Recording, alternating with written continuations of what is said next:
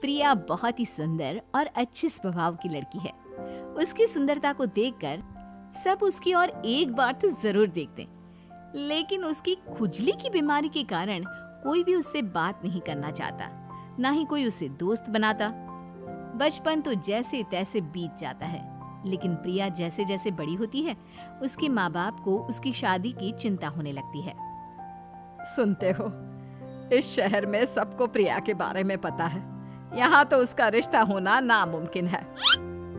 हाँ, मुझे भी यही चिंता दिन रात सताती रहती है। इसीलिए सोच रहा हूँ कि किसी नई जगह शिफ्ट हो जाते हैं जहाँ हमें कोई ना जानता हो। सही कहा, अब यही करना होगा।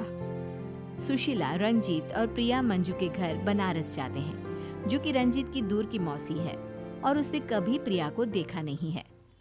बिटिया बड़ी हो गई है, इसे तो कोई भी लड़का पसंद कर लेगा, इतनी सुंदर जो है। मौसी जी, अब आप ही लड़का देखिए ना इसके लिए। हाँ हाँ, अब जब तक इसकी शादी नहीं लग जाती ना, तुम लोग यहीं रहोगे। मंजू जोरों शोर से प्रिया के लिए लड़का देखने लगती है। एक रोज मंजू प्रिया से कहती है, प्रिया, एक ग्लास पानी तो देना बेटा। हाँ जी, अभी देती हूँ। प्रिया अपने पैरों में खुजली करती है और उसी हाथ से मंजू को पानी देती है। तब मंजू कहती है, ये क्या किया तूने? खुजली वाले हाथ से ही पानी दे दिया। इस पानी को तो मैं हाथ तक ना लगाऊं। इस तरह से ससुराल में तुझे कौन रखेगा? प्रिया मंजू से कुछ नहीं कहती। दिन बीतने लगते हैं और मंजू देखती है कि प्रिया जब देखो खुजली ही करती रहती है, कभी सर पे तो कभी हाथ पैरों पर। एक रोज प्रिया अपने सर पर खुजली कर रही होती है और उसके हाथ में जू आ जाता है। प्रिया जू को मार देती है और उसी हाथ से आटा लगाने लगती है। इन सब से मंजू का दिमाग घूम जाता है और वो कहती है, राम राम राम, घोर कलयुग है भाई, ऐसा गंदा काम मेरे घर में मत करो। सुशीला, ये क्या कर रही है तेरी बेटी? मेरी पूरी रसोई को खराब कर दिया तुमने। ये आटा बाहर फेंक कर आओ। मौसी जी, गुस्सा थूक दीजिए, प्रिया बच्ची है अभी। तुम लोगों ने मुझसे छुपाया कि इसे खुजली की बीमारी है। जब से ये यहाँ आई है, मुझे खुजली आने लगी है। ये मुझे भी बीमारी दे जाएगी। निकलो तुम लोग यहाँ से। अरे नहीं नहीं मौसी जी, ये कोई फैलने वाली बीमारी नहीं है। मैं और ये भी तो रहते हैं। मैं आपके हाथ जोड़ती हूँ, किसी तरह मेरी प्रिया की शादी करवा दीजिए, फिर हम दोनों पति पत्नी यहाँ से चले जाएंगे। ठीक है, कल ही मैं लड़के वाले को बुलाती हूँ। अगले दिन मंजू लड़के वाले को बुलाती है और उधर सुशीला प्रिया से कहती है, बेटी, मैं तेरे आगे हाथ जोड़ती हूँ, तू लड़के वालों के सामने कोई खुजली वाली हरकत मत करना, नहीं तो अपनी माँ को मरा समझना।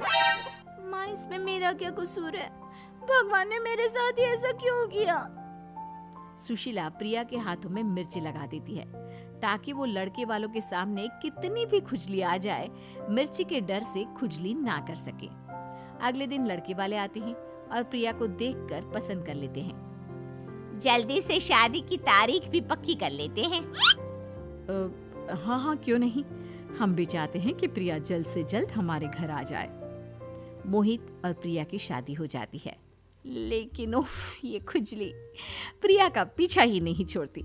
शादी की पहली रात जैसे ही मोहित प्रिया के पास बैठता है, प्रिया जहां तहां खुजाने लगती है। प्रिया माथा खुजा खुजा कर अपने बालों को नोच लेती है। अरे, आज हमारी सुहाग रात है, तुमने अपनी क्या हालत बना ली है? मूड ही पूरा खराब कर दिया तुमने। प्रिया रोने लगती है और मोहित कमरे के बाहर जाकर सो जाता है। अगले दिन जब प्रिया की मुंह दिखाई के लिए मोहल्ले की औरतें आती हैं, बहू तो चांद का टुकड़ा है, आओ आओ बहन, अब मुंह दिखाई शुरू करते हैं।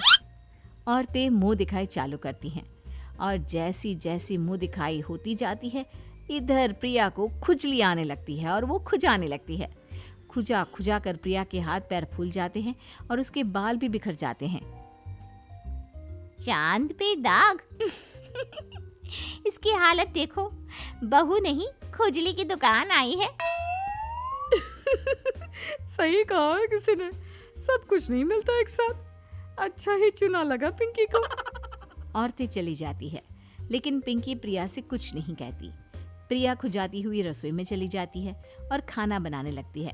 रोटी बेलते वक्त प्रिया बेलन से ही खुजली करने लगती है और वही रोटी पिंकी को लाकर देती है। अब पिंकी का गुस्सा फूट पड़ता है और वो चिल्लाती हुई कहती है, बहू आकर घर में उजाला करती है, लेकिन तुमने मेरे घर में अंधेरा कर दिया।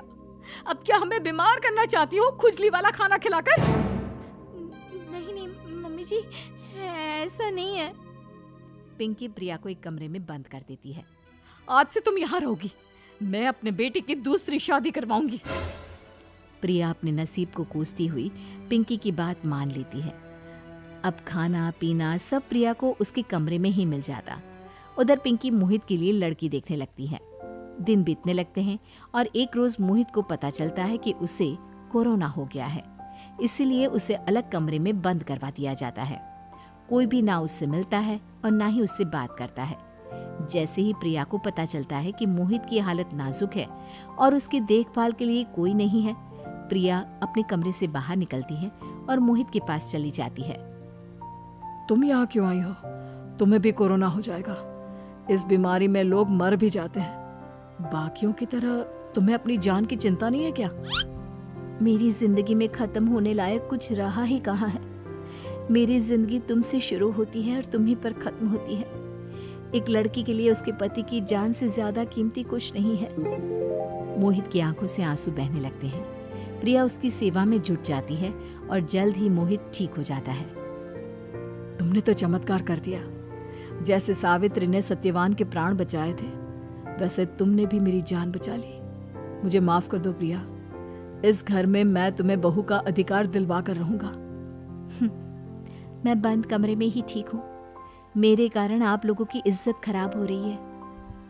जब मोहित प्रिया को लेकर सबके सामने आता है, मोहित को देखकर पिंकी खुशी से पागल हो जाती है और कहती है, भगवान ने मेरी सुन ली, मेरा बेटा वापस आ गया। अरे कल मोहित, छोड़ मेरे बेटे का हाथ, जा कमरे में वापस चली जा। क्या तू मेरे बेटे को खुजली का रोग देना चाहती है? प्रिया रोती हुई जाने लगती है, लेकिन मोहित उसका हाथ पकड़ लेता है और कहता है, माँ, प्रिया आज से हमारे साथ ही रहेगी। भगवान ने नहीं, प्रिया ने मुझे बचाया है। जिस समाज के कारण आप प्रिया को मुझसे दूर कर रही हैं, वही समाज मुझे देखने तक नहीं आया जब मुझे कोरोना हुआ था। आप तक मेरे पास नहीं आई माँ। मुझे खुजली होती है तो हो जाए, लेकिन प्रिया इस घर में अपने पूरे अधिकार के साथ हमारे बीच रहेगी। मोहित की बात सुनकर पिंकी बहुत शर्मिंदा होती है। हाँ बेटा, तुम ठीक ही कह रहे हो।